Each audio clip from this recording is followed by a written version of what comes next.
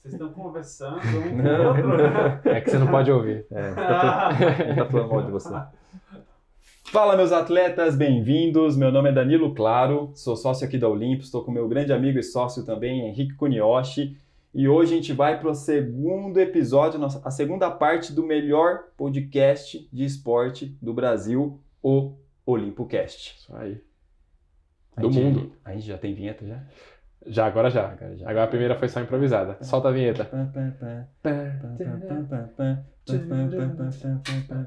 Tem até dancinha que o Jadson vai colocar. Espero que ele coloque essa vinheta. OlimpoCast. Então vamos lá. Hoje é a segunda parte Hoje é a segunda parte do episódio que a gente iniciou na semana passada, que na verdade foi algumas horas atrás, que a gente tá com a mesma roupa, a galera vai ver isso. Mas a gente começou falando, Henrique, de se existe um jeito certo de correr. Existe um jeito certo de correr? Não fala. O pessoal tem que assistir a parte 1 para descobrir se existe um jeito certo de correr. E aí, como a gente terminou o episódio, a gente recebeu várias perguntas aqui do Jadson. Várias. O Jadson começou a bombardear a gente de perguntas. A gente vai fazer o parte 2, né? Isso aí. Que é se existe um jeito de correr, parte 2, tênis, pisada. Concorda comigo? Fiquei confuso. Não, então vamos lá, vamos voltar. Aí. Hoje a gente vai focar em pisada e a gente vai focar em tênis, que é o que a gente também ouve muito no dia a dia. Danilo, Henrique, que tênis que eu compro? Tem um tênis certo? O tênis influencia a pisada? O tênis influencia na mecânica? O tênis influencia na performance? E depois a gente vai também falar mais sobre a pisada. A gente falou um pouco na parte 1 e vai falar também nessa parte 2, mas um pouco mais de conteúdo. Então, vamos começar com a fala do Henrique. Henrique, o tênis, então, ele pode influenciar na corrida? Boa pergunta. Recebo pra caramba, né? Hoje a gente tem muitas marcas de tênis, muitos tipos de tênis, né? Preços diferentes, enfim. Acho que sim, com certeza o tênis influencia na nossa corrida, né? O que a gente fala muito é quando a gente vai orientar a escolha de tênis, e que é muito comum a gente ouvir de profissionais, é buscar um tênis que seja confortável para você, né? Então, a maior dica de tênis, hoje a gente já não indica tênis direto para pisada pronada, né? Nem existe mais isso.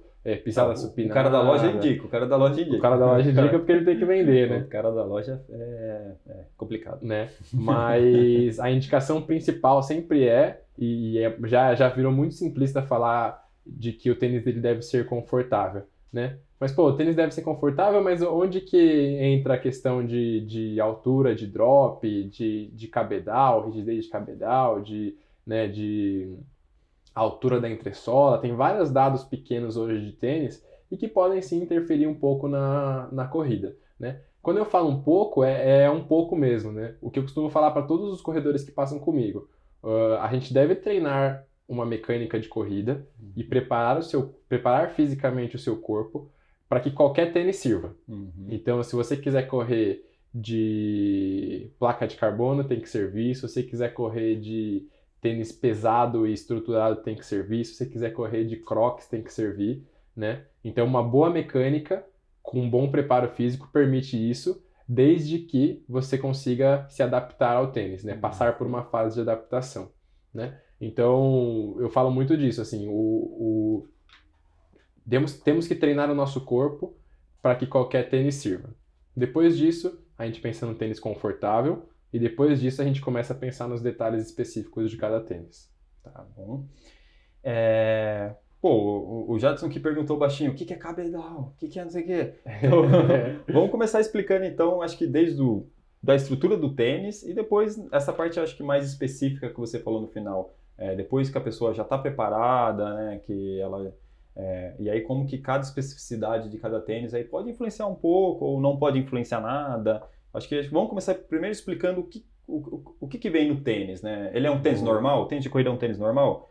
Ou existe um tênis de corrida? Eu acho que isso pra gente começar seria interessante para o pessoal que ainda não corre, né? O pessoal que corre já sabe, mas o pessoal que não corre é interessante a gente começar falando se existe tênis para correr mesmo. Boa. É isso. É isso. A gente podia pegar um tênis agora e... Mas eu tô descalço, inclusive. E eu tô sem tênis de corrida tudo também. bem, a gente faz imaginando. Então, acabou de surgir um tênis aqui na minha Boa! mão, efeito especial. A Nike ainda não patrocina a gente ainda. Ainda. Né? E bora lá. Então aqui no tênis, basicamente, as estruturas principais do tênis, né? A gente tem aqui o cabedal, né? Que é essa área lateral aqui. A gente tem cabedais mais rígidos, né? Mais estruturados. Cabedais ou cabedaus? Cabedais. Cabedais. E em espanhol? Cabedales. Cabedales. Cabedales, Tá, mentira. Então tem cabedais mais estruturados e menos estruturados, né? Isso vai interferir um pouco na estabilidade de tornozelo e pé, né? Aqueles movimentos de pronação e supinação.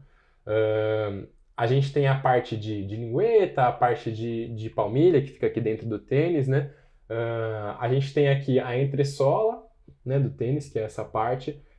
Então tem alguns tênis com a entressola mais alta, tem alguns tênis com a entressola mais baixa, né? Isso vai interferir bastante no peso e no amortecimento do tênis, né? A gente tem a diferença entre a altura aqui da área do calcanhar e da área da ponta do pé, que é o drop. Então tem tênis que o drop é grande, então aqui é muito mais alto do que aqui, e tem tênis que o drop não é tão grande, que são tênis mais com uma altura mais parecida entre o calcanhar e a ponta do pé, e tem o solado. A sola também, que vai interferir um pouco na questão de gripe, de atrito, né? Também pode interferir um pouco no amortecimento. Para quem não está conseguindo visualizar o tênis, lembrando que a gente está no YouTube também, né?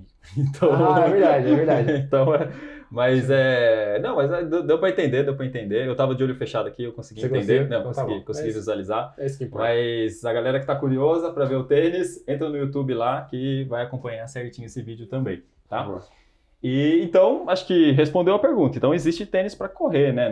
Acho que também não é assim sair correndo com qualquer tipo de tênis, né? Apesar de hoje a gente tem, igual você falou no começo do vídeo, a gente tem milhões de marcas, né? Milhões de tipos de tênis, mas são tênis para corrida, né? É importante ele ser um tênis para corrida, né? Exato.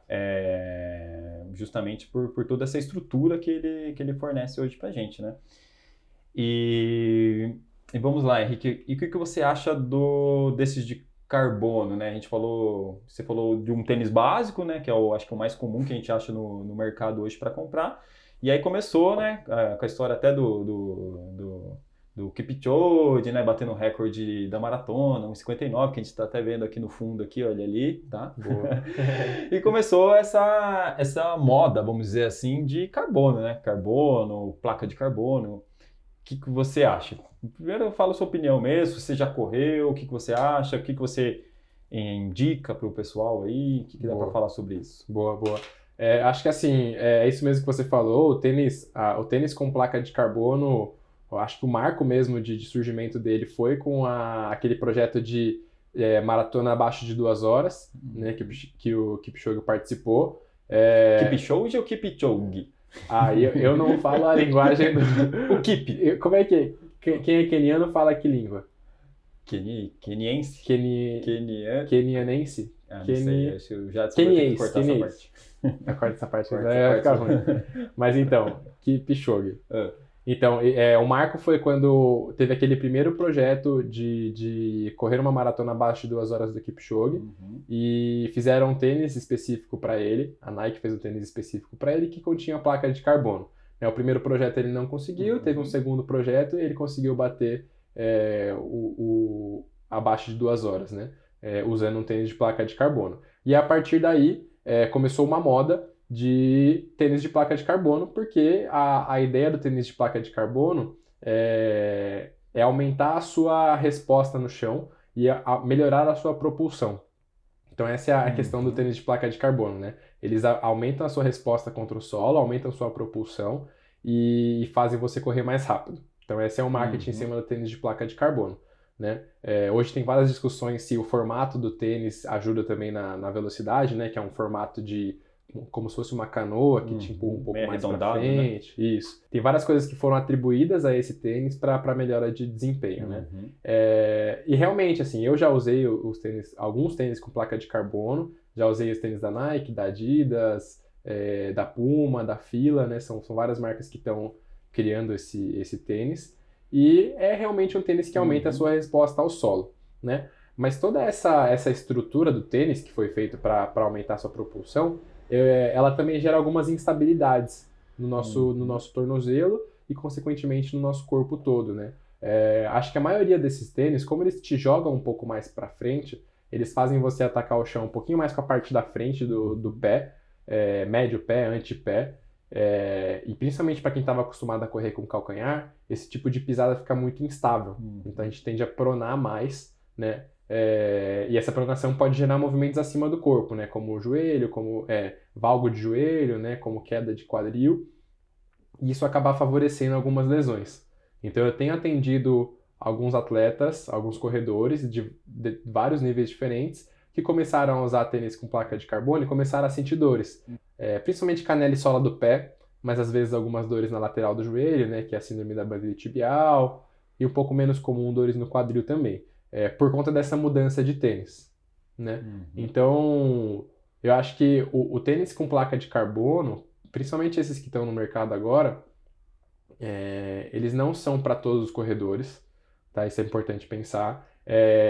Eles funcionam para corredores que já correm rápido, porque é um tênis que foi feito para você ficar pouco tempo no chão, ele é instável, então você tem que tocar no chão e já sair. Não dá para você ficar muito tempo com o pé no chão. Então, quem corre devagar, quem corre com a cadência baixa, quem não tem uma boa mecânica, esse tênis com certeza não é o mais indicado, né? E a última coisa é um tênis que foi feito para prova. Então, é um tênis que foi feito pro Kipchoge correr uma maratona abaixo de 2 horas, né? Então, tem muita gente querendo correr com ele em todos os treinos, né? Coloca no pé e vai fazer o regenerativo com ele. Coloca no pé e vai fazer rodagem no parque, vai fazer treino de tiro, vai fazer todos os treinos com ele, né? E sem pensar que eu não falei, que é um tênis que dura menos, né? Pelo menos todos os que estão no mercado agora, eles duram um pouco menos. Então não é um tênis para isso, não é um tênis para você usar muito e nem em corridas mais lentas. Já que você entrou nesse assunto de diferente tipo de tênis para talvez diferente tipo de treino, né? Tem isso? Você indica isso pros atletas? O que seria ideal para um treino mais curto, né? Um fartlek, um tiro, e para treinos mais longos? Qual que seria o que a gente procura, né? Quando a gente, além lógico, do conforto e tudo mais, mas o que pode influenciar nesses treinos e o que você indica? O que é o recomendado? De maneira ideal, assim, quando o corredor é um pouco mais experiente, eu indico que tenha tênis diferentes para cada tipo de treino. Na verdade, pelo menos 2 tipos de tênis, né? Quando for velocidades mais altas, treinos mais rápidos, por exemplo, treino de tiro, alguns treinos de fartlek, né? Então, alguns treinos intervalados, fazer com tênis mais baixos, né? Por quê? Porque vai ser um tênis mais leve, né? E um tênis mais rápido para você correr. Então, ele vai te ajudar nesse sentido, né? Ele não vai... Ele sendo mais leve, ele vai te ajudar um pouco a correr mais rápido, né? E para treinos mais longos e mais lentos, usar tênis um pouco mais estruturados, com um pouco mais de amortecimento, né? Talvez com uma estrutura de cabedal um pouquinho mais rígida, porque você vai ficar mais tempo correndo, né? Então você vai ficar um treino longo e velocidade lenta, você vai ficar pelo menos 1h10, 1h30, 2 horas correndo, e aí o tênis mais baixo com menos amortecimento é um pouco agressivo, né? Um tênis mais alto e mais amortecido tende a proteger um pouco mais o seu pé e tornozelo, e também por impacto, né? Por conta de diminuir um pouco o impacto, vai proteger joelho, quadril, vai conseguir fazer você correr um pouco mais confortável. Entendeu?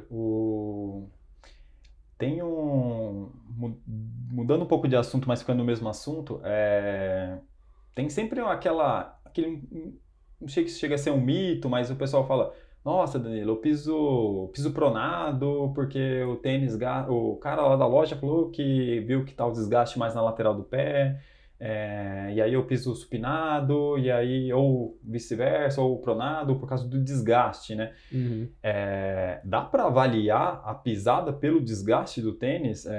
Dá para a gente chegar a alguma conclusão? Porque a gente já criticou um pouco aqui os vendedores, não que eu acho que cada um tem que ficar na sua especificidade, né? Eles precisam vender, mas eu acho que entrar em uma avaliação muito superficial pode acabar prejudicando, né, o atleta. E essa eu sempre ouço, né? Tipo, muitas vezes o atleta ele já chega com essa conclusão: puta, eu piso assim porque o meu desgaste no tênis é assim. E aí eu tento mostrar para eles que não é bem assim, né? Então, puta, o que você acha sobre isso? O que dá pra gente falar sobre isso? Boa, boa. Eu acho que olhar o solado do tênis, a gente consegue ter alguns indícios da mecânica do corredor, mas a gente não consegue dizer absolutamente nada de forma concreta, né? Então, para a gente realmente ver a pisada, a gente tem que avaliar a pisada, né? Para a gente ver a pessoa, para a gente entender por que ela desgasta o tênis daquela forma, a gente deve avaliar a mecânica completa da pessoa. Se possível, no ambiente dela, se não possível, na esteira, pelo menos, né? Mas avaliar a pessoa correndo e entender o porquê que desgasta daquela maneira, né? Então a gente consegue ter algum indício, mas de forma alguma a gente consegue dizer que por conta desse desgaste tem que usar tal tênis, né? Isso precisaria de uma avaliação muito mais completa. Entendi. E só dando um ganchinho também, só para concluir essa parte de tênis, os de trails de montanha, que eu uso, eles são um pouco diferentes, né, dos tênis de rua.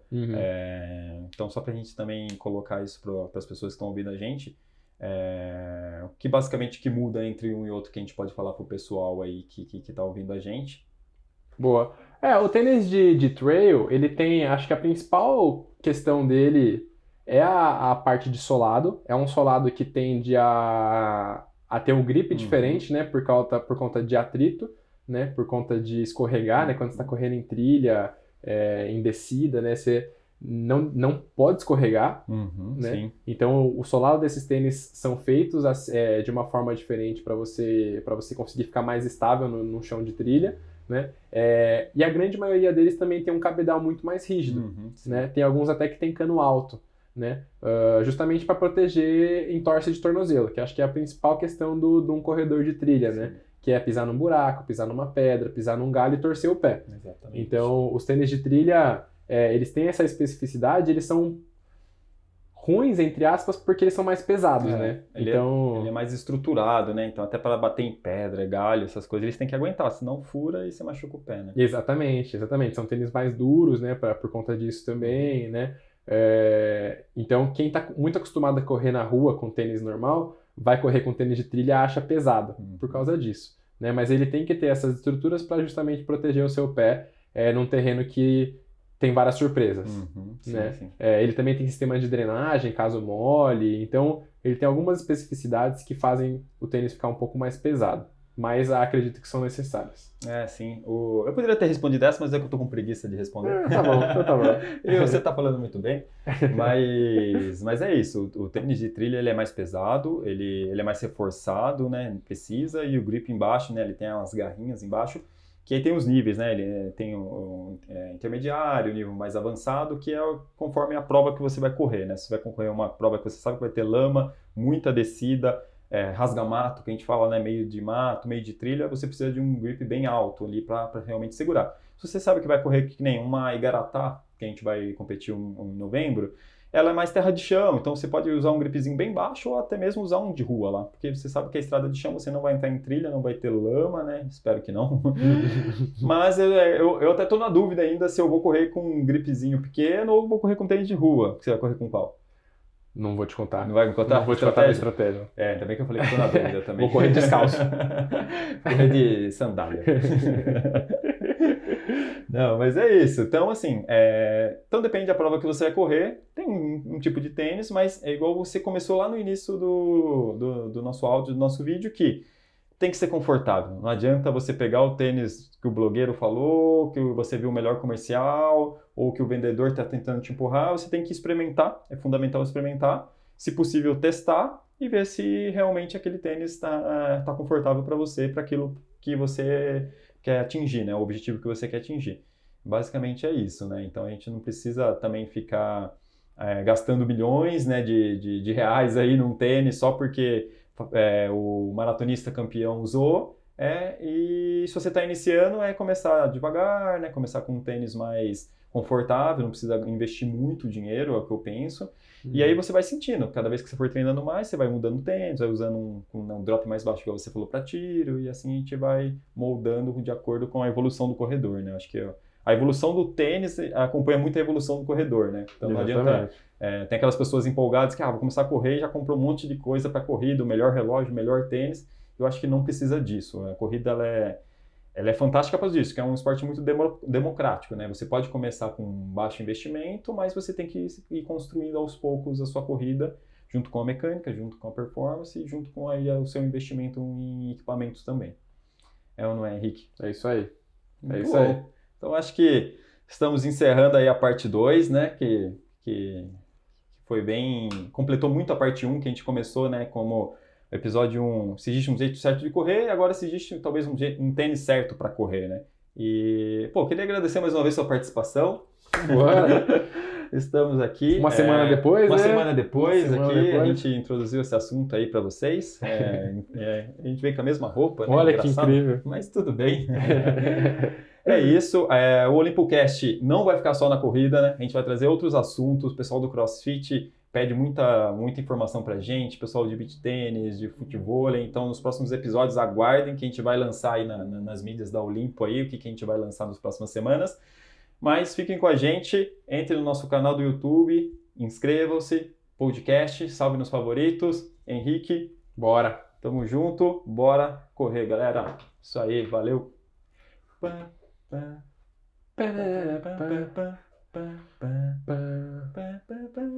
OlimpoCast.